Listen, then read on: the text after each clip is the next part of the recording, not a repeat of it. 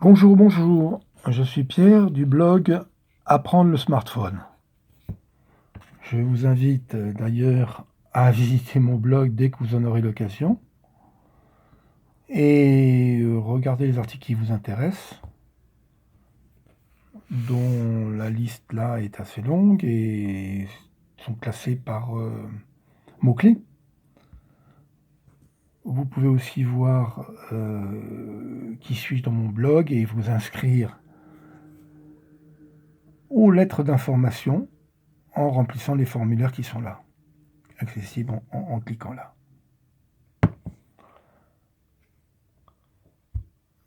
Tout de suite, nous allons voir ensemble un sujet important pour bien utiliser son smartphone. Ce sont les icônes des applications.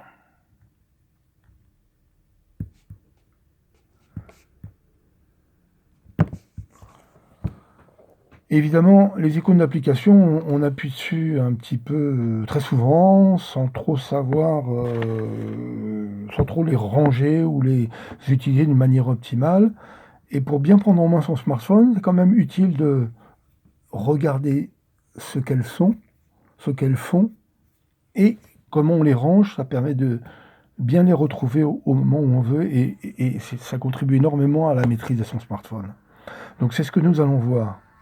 Nous allons voir aussi que les icônes, ce sont des raccourcis qui sont complètement indépendants des applications. Enfin, indépendants, c'est-à-dire qu'on clique sur une icône pour lancer une application, mais on peut très bien effacer, supprimer une icône sans avoir aucun effet sur l'application. L'application, elle, ne peut pas s'effacer comme ça. Une application se désinstalle ou se désactive. Mais si on clique sur une icône, on lance l'application. Si on efface l'application, on supprime l'application et qu'il n'y a plus d'icône, enfin nous allons voir qu'il y a toujours l'icône de l'application quelque part. Mais si on ne voit plus l'icône, de toute façon, l'application, elle, indépendamment de l'icône, reste. Et ça n'a aucun effet sur l'application. Donc, ce que je vais vous montrer pour ranger, supprimer des icônes, vous pouvez le faire tranquillement, sans aucun risque.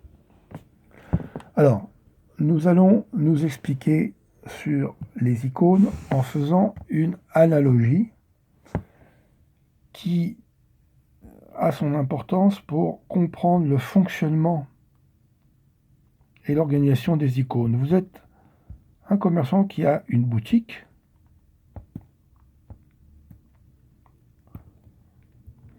Et sa boutique, bon, il y a une porte d'entrée et il y a une vitrine, une devanture, dans laquelle il y a un certain nombre d'objets qui sont placés là pour être visibles par le client. Et donc cette vitrine, la vitrine qui est là,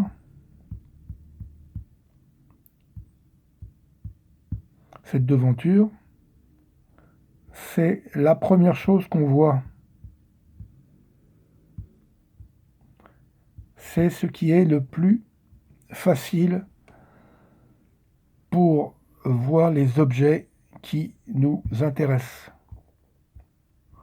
Là, dans la vitrine, on voit un minimum d'objets. Il n'y en a pas énormément, mais ce sont les plus attractifs, ceux qui sont les plus visibles. Quand on rentre dans la boutique, il y a quand même beaucoup d'autres objets qui sont présentés à l'intérieur et qu'on peut acheter.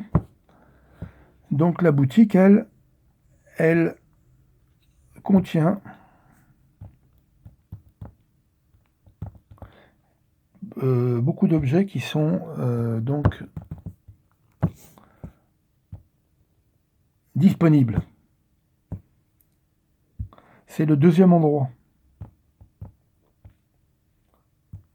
Donc ces objets disponibles dans la boutique, ils sont quand même en nombre limité par rapport à la capacité de la boutique. Et puis si on en met trop, le client qui rentrera dans la boutique sera complètement désorienté et le commerçant fera de mauvaises affaires. Donc la boutique, c'est pas un endroit où on va accumuler tous les objets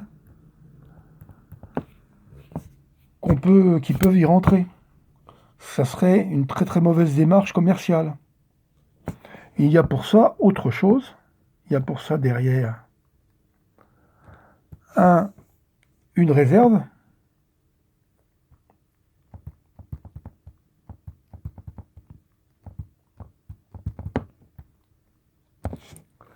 Et dans cette réserve, on met tous les objets, je dirais pas entassés, mais en tout cas très, très serrés. Enfin, on met tous les objets qui ne doivent pas encombrer la boutique, mais qui doivent être disponibles au cas où le client aurait envie de tel et tel objet. Donc, c'est dans la réserve qu'on retrouve tous les autres objets. Alors, il y a des objets qui sont déjà dans la vitrine et qui en réserve. Si le commerçant veut vendre un objet qui est dans la vitrine, il va la chercher dans la réserve, il ne va pas dépouiller sa vitrine. Et de même, il réapprovisionne sa boutique en prenant les objets qui sont dans la réserve. Donc vous voyez, les trois endroits ont leur raison d'être et sont complémentaires. La vitrine, un tout petit nombre d'objets très accessibles. La boutique, un plus grand nombre d'objets, mais pas trop, qui sont quand même bien présentés pour pouvoir être choisis par le client. Et le troisième endroit, la réserve, c'est là où il y a tout le reste et même de quoi réapprovisionner boutique et vitrine. Donc tous les objets sont dans la réserve. Alors pourquoi je vous dis ça? Parce qu'on va retrouver la même chose dans le smartphone. Dans le smartphone, vous avez les boutons du bas du smartphone. Et puis, après les boutons du bas, vous avez une rangée d'icônes.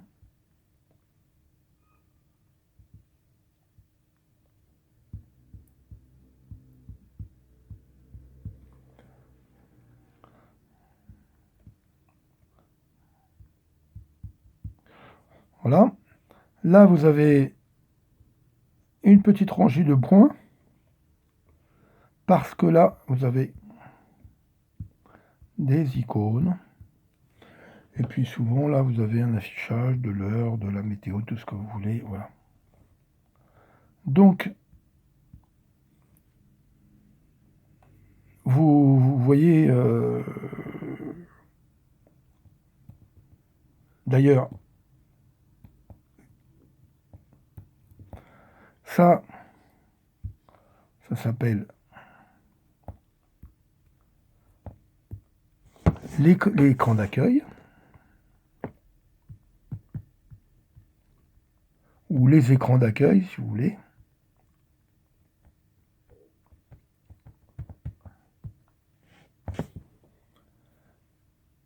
Et ces écrans d'accueil, d'ailleurs, ils sont en nombre plus variable. Vous pouvez faire glisser un écran d'accueil pour aller au deuxième ou au troisième, comme des pages. Et d'ailleurs, ce sont ces petits boutons-là, le 1, le 2, le 3, le 4, il peut y en avoir d'autres. Le 1 mène au premier écran, le 2 au deuxième écran, le 3 au troisième écran. Donc ces écrans d'accueil pivotent et sont en certain nombre. Là, par contre, ces icônes-là, elles restent toujours au même endroit. Parce que ces icônes, ce sont des icônes qui sont très très accessibles, comme la vitrine du magasin. Ce sont les icônes qui sont dans ce qu'on appelle la barre des favoris. Ou des icônes favorites, enfin. Pourquoi? Parce que quand on pivote, on fait évoluer les écrans d'accueil, eh bien, cette barre des favoris reste toujours en place et est toujours à portée de la main avec les icônes qu'on préfère avoir toujours sous la main. Donc là, ici, vous reconnaissez que c'est le lieu 1, c'était la vitrine, la barre des favoris. Le 2 sont les écrans d'accueil, c'est la boutique, le magasin, où on met un certain nombre de choses pour pouvoir, d'une manière rangée, agréable, faire séduire le client. Et la réserve, eh bien la réserve, elle existe aussi, elle est en dessous, à un autre endroit, et elle s'appelle le tiroir. Je vais mettre les mêmes couleurs.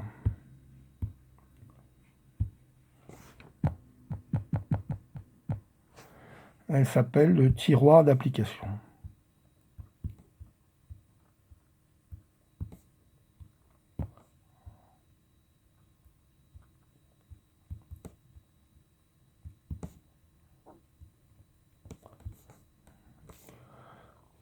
C'est le troisième endroit.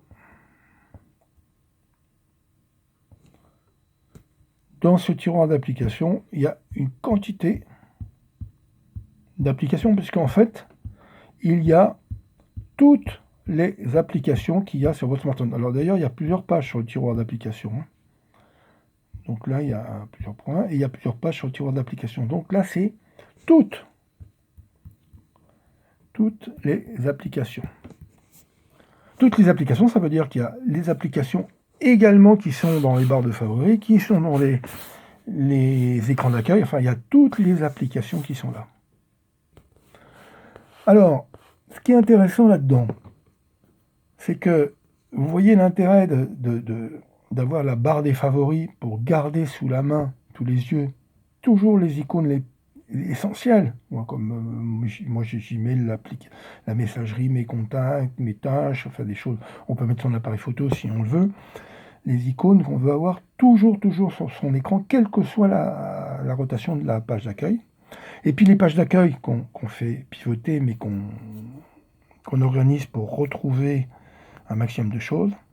Et le tiroir d'application, c'est la réserve. Alors comment on fait apparaître le tiroir d'application? On fait apparaître le tiroir d'application de deux façons. Soit il y a un bouton là qui s'appelle Appli, application. C'est ce type de bouton là, voilà, ça, cette icône, avec 3 petits boutons de côté, ça fait 9 petits points, 3 petits boutons, 9 petits points qui font les applications, qui représentent les applications. Et si on retrouve ce bouton appli, avec ces 9 points, on peut, en appuyant dessus, lancer le tiroir d'application.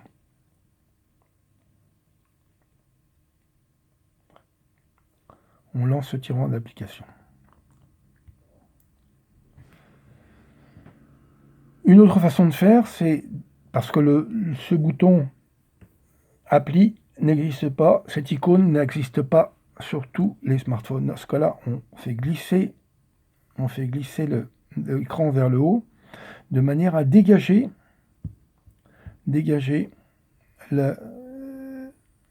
ce tiroir d'application. Donc en faisant glisser le tiroir vers le haut, on fait aussi apparaître le tiroir d'application qui est là. Voilà. Alors, ce tiroir d'application, il sert comme réserve, comme pour le commerçant. On peut toujours aller rechercher une application, une icône d'une application, pour la faire glisser dans l'écran d'accueil. C'est toujours possible. Alors, dans l'écran d'accueil, le plus intéressant quand même, c'est de mettre le moins d'applications possible, enfin les applications uniquement utiles. Donc là, il y a beaucoup d'applications qui ne servent pas. Alors ne vous inquiétez pas, si vous en supprimez trop, c'est pas grave, puisque de toute façon, vous pourrez toujours aller les rechercher dans le tiroir d'applications. Comment on fait pour supprimer une application? C'est simple, on appuie dessus pendant un moment, elle se met un petit peu à bouger ou à vibrer ou à passer en éclairage un peu plus fort, et à ce moment-là, on la fait glisser vers ce qui apparaît là, c'est-à-dire une corbeille. On fait glisser l'application vers la corbeille. Donc en fait, la corbeille, c'est vraiment un quatrième endroit où on peut mettre des icônes, c'est-à-dire on peut les effacer avec la corbeille. D'accord? Sachant qu'on peut toujours aller rechercher des icônes dans le tiroir d'application. On peut les mettre donc dans l'écran d'accueil. On peut les mettre de la même façon. On prend une icône de l'écran d'accueil, on la fait et on la sélectionne en la faisant surligner ou vibrer, et on peut la glisser dans la barre des favoris. En la glissant dans la barre des favoris, s'il y a une icône en trop, elle s'en va, ou alors vous pouvez retirer une icône de la barre de favoris pour la mettre dans l'écran d'accueil. Voilà, donc vous voyez bien que le passage de la barre des favoris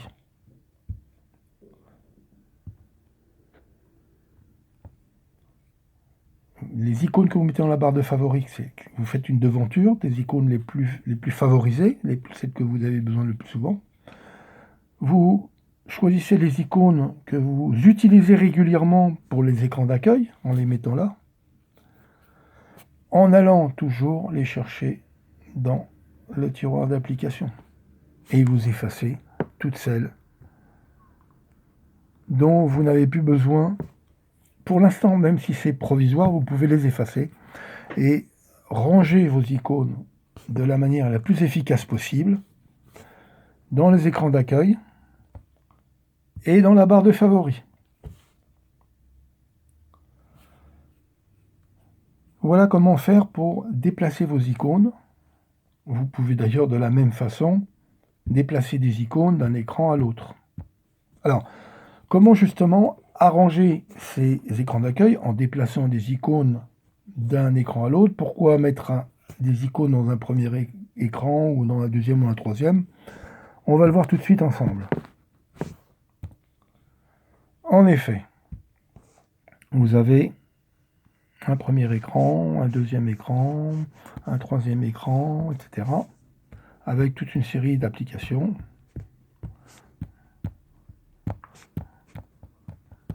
Alors pourquoi les critères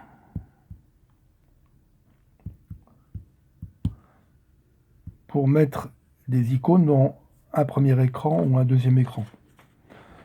Alors bon, vous allez me dire que c'est évident, hein.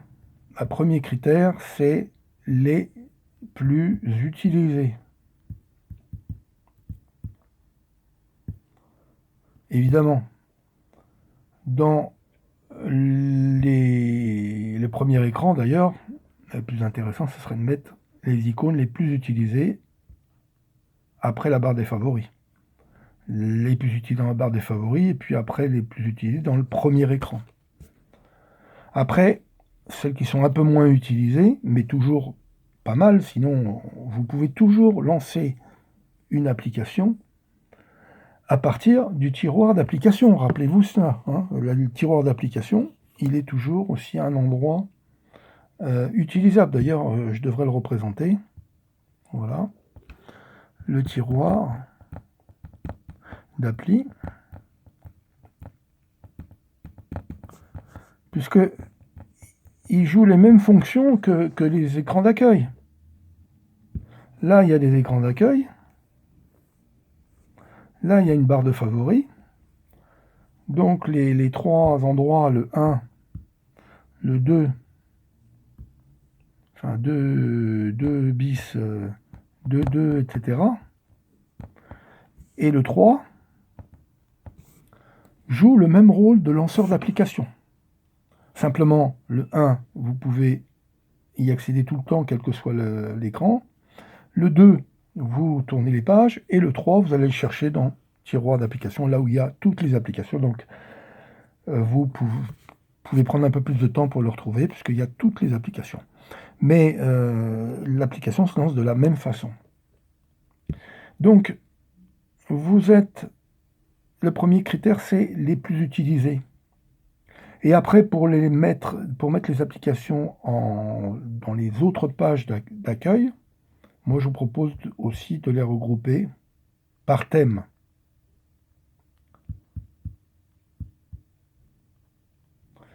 C'est-à-dire que par exemple, si vous avez un thème comme loisirs, vous avez un thème comme les infos, enfin différents thèmes, voilà. Donc vous regroupez, c'est très subjectif, ça dépend de votre activité, de vos applications. Par thème, c'est la meilleure façon encore de retrouver les applications assez facilement. Voilà. Toujours en laissant, en épurant vos pages d'accueil, en mettant quand même un minimum. Vous pouvez faire des dossiers d'applications et tout. Moi, je vous le déconseille parce que c'est pas pratique d'ouvrir un dossier. Vous êtes obligé de faire plusieurs clics. C'est beaucoup plus simple à la limite d'aller chercher les applications dans le tiroir d'applications si vous en avez besoin. Voilà, donc sur les icônes d'applications, on a vu l'essentiel. Maintenant, je peux vous dire qu'une seule chose. Allez-y, tenez-moi au courant de vos succès, parlez-moi de vos difficultés, et je me ferai